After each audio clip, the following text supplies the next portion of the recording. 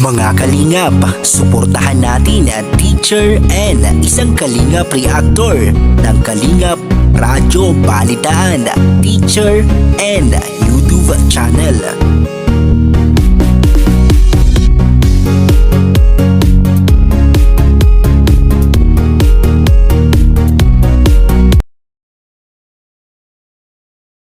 Kumusta nang sa Starbucks before and now? What's the difference? Ano yung pagkakaiba ng isang Starbucks before and isang Starbucks ngayon? Kaya nga.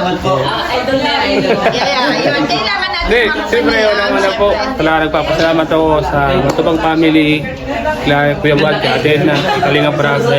Nabago po ang buhay ko dahil sa kanila. Dati po, wala po akong sasakyan, ngayon meron na. Wow, congratulations. Malaki pong ipinagbago ng buhay ko nung napunta po ako dito.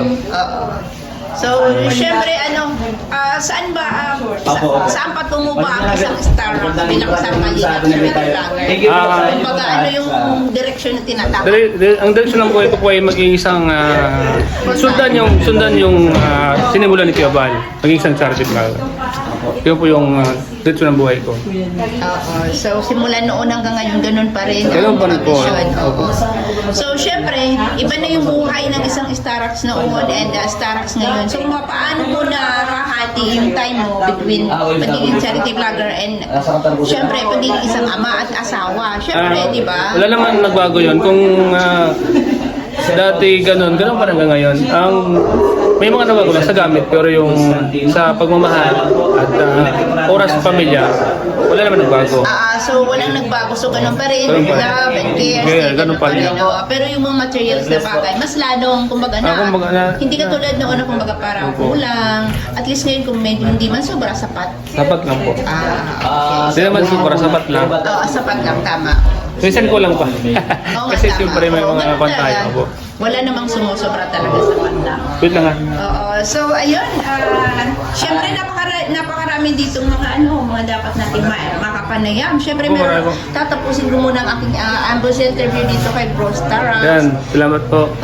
So syempre, this is an opportunity. Kasi bibira lang kami makapunta dito sa Tama po, tama po.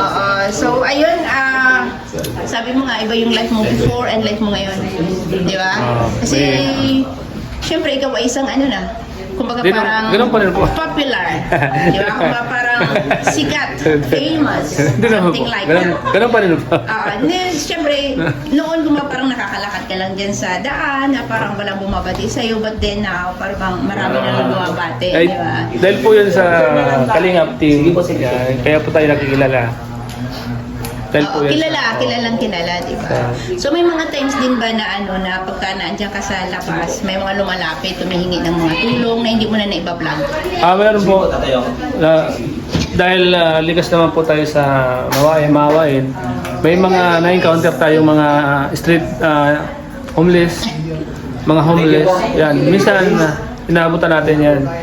Talaga kasi dati din tayong ganun na humingi ng tulong. Kaya yung mga hindi na iba-vlog, nabibigyan natin yun. So, paano kung halimbawa, wala na yung YouTube? Ready ka ba sa mga ganung panahon na darating?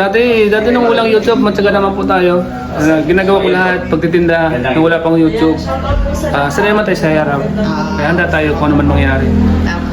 Ang galing ng sagot. Kapag ready, whatever happens, nandiyan pa rin ang YouTube or mawala man, ready. Sanay tayo sa hirap. Sanay sa hirap. So kumbaga ngayon, mayroong pagkakataon na may opportunity na may YouTube, so bakit hindi natin i-grab? Napakaganda. Kailangan, dahil may YouTube at kumikita kahit pa paano, mag-ipon. Pero syempre, iba na yung life ng isang Starbucks ngayon kaysa noon, di ba? Ganun pa rin po. Hindi, iba na. Kasi yun na, meron ka ng 4 wheels, di ba? Noon, 2 wheels lamang. Opo, diba? ayun yan. Kung may ulan, ulanan. Kung init na initan. Pero ngayon wala nang ganun. Kung may ulan, hindi ka na naulanan. Kasi may bubong rin sa sakyan. So that's the difference. Diba? Sana all na.